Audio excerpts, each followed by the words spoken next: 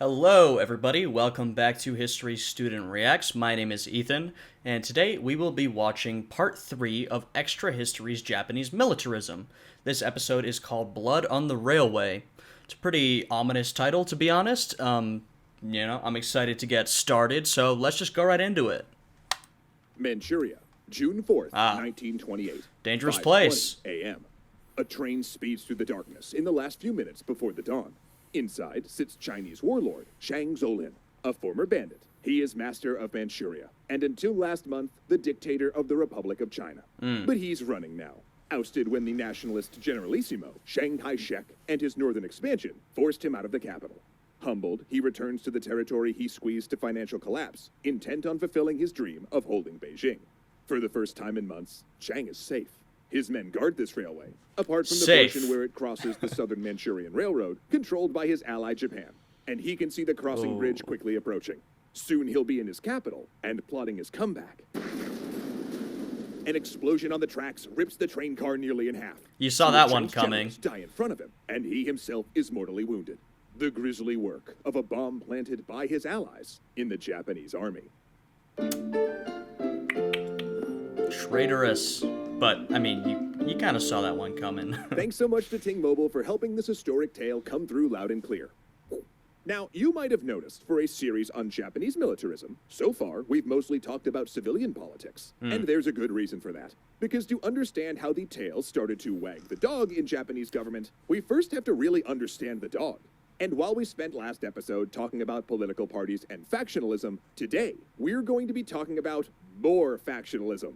Because every organization we discuss in this series, the military included, was just a Russian doll of factions. For example, the Japanese Army and Navy had fundamentally different versions of territorial expansion. The Navy wanted to expand south into China and Southeast Asia as a way to counter a possible naval war with the United States, while the Army, by contrast, thought the key was to dominate Manchuria, which would give it a buffer against both the Soviet Union and the increasingly unified China, and allow Japan to directly extract natural resources it otherwise had to gain through foreign trade. I mean, unsurprising, the Navy and the Army have beef. That's a pretty common occurrence throughout the world, throughout time. I mean, the Navy and the Army often just have very different ways of doing things, and very different ideas on how to do things, which is why there's often good to have some sort of, central leadership at the top. But when your military is so powerful and independent, the factions can really start to be a problem. But even within the army, there were also factions. For instance, a radical group known as the Imperial Way faction, mostly made up of junior officers like lieutenants, captains, and colonels from the countryside, preached an abolishment of civilian government and a restoration of the emperor as the sole political power. Wow. They wanted Japan to go back to the period of its glory, with a revered emperor and loyal samurai, and without the corruptions of party politics, big corporations, industrialization, and commercialism.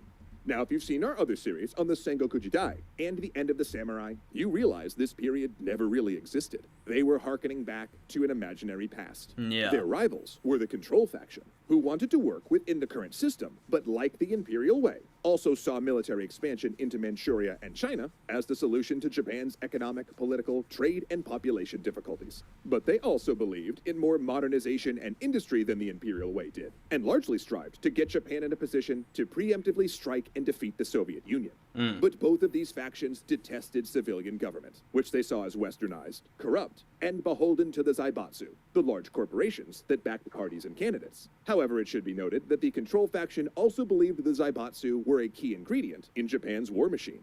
Of these groups, a small sub-faction believed that if they could force an international crisis and get the military into combat, then they could take the reins away from the civilian leaders. This, they believed, would serve both country and emperor.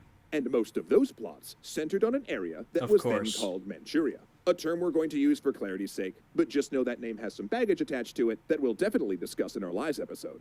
Anyway, in 1905, one of the spoils Japan had acquired during the Russo-Japanese War was the South Manchuria Railway, cutting through northeastern China. Control of this railway had given Japan access to the many raw materials it needed to import from China and Mongolia, and the corridor around the rails had been developed heavily by the Zaibatsu, with factories and towns for Japanese workers.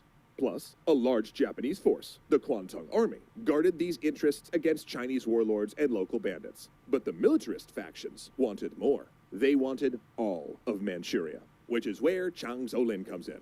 See, the Kwantung Army wanted to split governance of Manchuria with him, but he seemed poised to either open Manchuria to trade with the US and Britain, or else lose control to the Russian-backed Shang, who might set up a Soviet puppet state. Yeah, I mean, Russia, Japan, and China were always fighting over Manchuria, going back and forth. So, it's unsurprising that this area sort of plays host to this major event. So, a group of junior officers decided to assassinate him and Right. either install a more competent warlord or provoke a full Japanese invasion and take direct control. Yeah, I've heard of this But the incident plot before. backfired. They never told their senior officers about it, and the Kwantung Army simply wasn't ready to invade. Plus, when it leaked that the Yeah, there's a lot of, I suppose you could call initiative on sort of the junior officer corps in the Japanese army.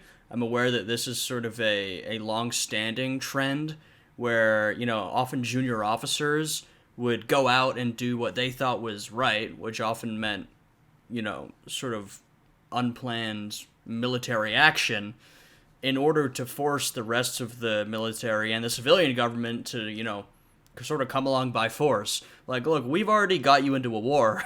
Now you have to do it. So I think that the initiative taken on behalf of the officers is a pretty common thing in the Japanese military. Japanese army officers had planted the bomb. The civilian government was furious, and Japan's image tarnished on the world stage. Then Chiang's son came to power, and in retaliation, handed Manchuria to Chiang. The military, for their part, stonewalled the prime minister's investigation into the explosion. And when the prime minister reported this to Emperor Hirohito, a few careless, displeased words from the monarch meant it was the prime minister who ended up resigning. Wow. The Kwantung Army had, essentially, proved it could act unilaterally and without approval or oversight of the civilian government and suffer zero consequences. And to Hirohito, who had not actually wanted the prime minister to resign, it was a sign that he shouldn't insert himself into politics. Meanwhile, the economy took a dive. Japan had barely clawed its way out of financial panic when the Great Depression laid it low. The initiative of Japanese officers is also a great way for the military to get what it wants. There's always a question of, in events like the bombing in Manchuria, to what extent did the top leadership know? Some people think that they directed it. I think it's more commonly accepted that they didn't necessarily direct it, but may have known about it. And so you can see how, if there's a plot among some officers to get you into war, and you want to get into war anyway, and you're the senior leadership, you don't necessarily have to support the plot, but you can just let it happen, and then you'll get what you want anyway. So it's definitely, beneficial to the intent of the military as a whole, what the senior leadership wants. The country survived on agricultural and textile exports, particularly silks, and now prices for those goods fell dramatically. So to keep in business, factories tried to make up for this by producing more, leading to a oversupply problem, all while families starved in the countryside. The Liberal Party in power, the Minseto, took deep political damage as well. A successor of the Kensekai, their financial policies only worsened the situation. This in turn radicalized large segments of the population who, primed by school curriculums and military service, bought into arguments that civilian government had failed and been corrupted by the Zaibatsu. The military, voters increasingly thought, was Japan's last pure institution. The Minseto became a further target of rage due to its foreign policy. They backed diplomatic engagement with the United States, which had just banned all Asian immigrants angering the Japanese public, along with non-engagement in China. They also cut military budgets. But the last straw was the signing of the London Naval Treaty of 1930, which the Navy claimed undermined Japan's maritime defense and usurped the emperor's power as commander-in-chief. Calls for radical action proliferated, which was increasingly dangerous, as Japan had a long history of authorities excusing political violence if it was spontaneous and the attacker's motives were considered sincere. Right. And as we saw with Chang's assassination, those in power were hesitant to punish bad actors if they claimed patriotic motives or said they acted to protect the emperor and further the national interest. In November of 1930, an ultranationalist belonging to an anti-communist group shot and wounded the Minseto prime minister at Tokyo Station, not far from where Hara had been killed. The conservative Sayukai Party then used the wounded prime minister's inability to come into the Diet as pretext for claiming he couldn't govern. The prime minister died the next year. Then in March That's of pretty dirty. 1931, That's a group playing of junior low. officers called the Cherry Blossom Society, so named because they said the life of a soldier was fleeting like a cherry blossom, tried to spark riots that would instigate martial law, paving the way for a coup. But said riots were badly organized and failed. To avoid repercussions, the general, who they'd planned to make prime minister, hushed the incident up, and again, no one was punished. See, this is also very 1920s and 30s. I mean, look at, like, Italy and Germany. There's a lot of violent right-wing plots going on there as well. But this is when you know your civilian government is in hot water. When you've got, several plots going on, assassinations that the government refuses to condemn because they're done on behalf of patriotism. You can already see how, this civilian government's already starting to, maybe not crumble, but get close to that point. But that was mere prelude to another plot. A rail bombing, just like back in 1928. Right. September 18th, 1931. South Manchuria Railway. Quietly, the lieutenant lays bundles of blasting powder by the train tracks. The plan, devised by a colonel and lieutenant colonel, is this. Blow the railway, attract Chinese troops from a nearby barracks, blame the blast on them, Yes. and invade in retaliation. He backs off, hears the train coming, and detonates. Unaware, the train speeds toward the damaged area of track, hits it, sways, and continues on, never knowing it passed the epicenter of a new and bloody war. The explosives, it turns out, were too far from the tracks to cause much damage. Wow. But that doesn't matter, and the charade goes on. The next day, Japanese artillery fires on the Chinese garrison in retaliation, and 500 soldiers cross into Chinese territory. Suddenly, as planned, Japan is at war. And in Tokyo, the military coup will come within weeks. Okay, Yeah, and that's how a couple of soldiers get your entire nation into a war. They act with initiative, as I said earlier. And, this kind of stuff really works, because what are you going to do once, you've already gotten into a situation where your soldiers claim that, their property was attacked and they had to retaliate?